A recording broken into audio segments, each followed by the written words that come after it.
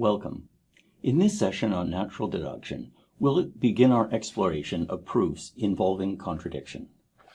The first rule that we'll look at for a proof that involves contradiction is called negation introduction. And it's a way of introducing the negation of a formula. Suppose, for the purpose of argument, that we propose a formula phi. If, by a line of reasoning, we're able to show a contradiction, that is, if we can write the bottom symbol on a line of a proof, then we know that that assumption was incorrect. And the rule of negation introduction allows us to write the negation of that formula. This is a formal way of doing something that we've already seen in mathematics and elementary reasoning. Let's use this to show one example of modus tollens. So let's recall the method of modus tollens, which is the method of denying. That rule said that if we have a material implication and we know that the negation of the consequent is true, then the rule of modus tollens allowed us to conclude the negation of the antecedent. We referred to this as a derived rule, and let's see how we can use this line of reasoning to as an example of where modus tollens could be used but isn't strictly necessary. Let's take a simple example. So suppose that we have P implies Q and not Q. We want to conclude that P is false. We begin our proof, as usual, by writing our premises. So P implies Q is a premise, and the negation of Q is a premise. And we write down the conclusion, with no line number, of course, as the negation of P. And we don't know how we arrived at that. From these, if we don't have the rule modus tollens, what can we do?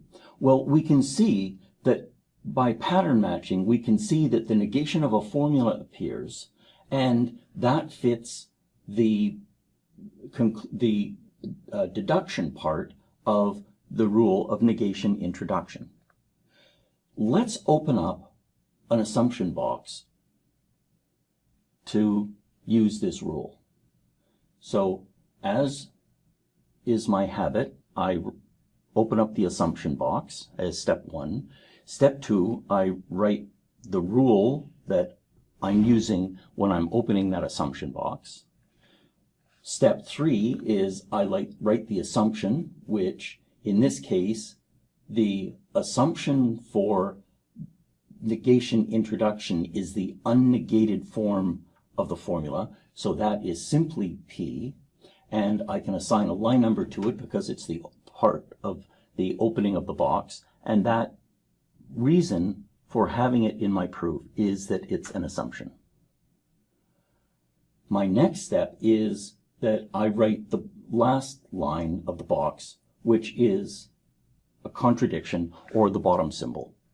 I then take a look at the first line in my box and everything preceding it that's within scope, and I ask, how could I apply this rule?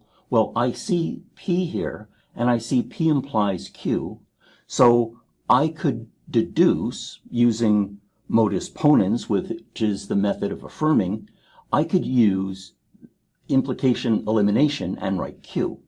So I'll do that. I'll write Q as line 4 of my proof. And I got there using line 3, line 1, and implication elimination. Well, now I see that I have a formula, and I have the negation of a formula in my proof, and that is a contradiction. So I can now deduce that I have introduce the bottom symbol, and the way that we refer to that in natural deduction is I've eliminated this negation. And my reason is from line 4 and line 2, I'm eliminating a negation. And that's now the last line of my box, so my box is complete. So I've now fulfilled what we call the schema of the rule, and I've now deduced the negation of P. So that completes my proof as line 6, and my reason for writing line 6 is I use the reasoning in the assumption box starting at 3, ending at 5, and I opened up the box knowing that I was using negation introduction. So that's a simple example of how we can do a proof by contradiction. In natural deduction, we'll use this kind of reasoning a great deal, and so we'll explore that in further sessions.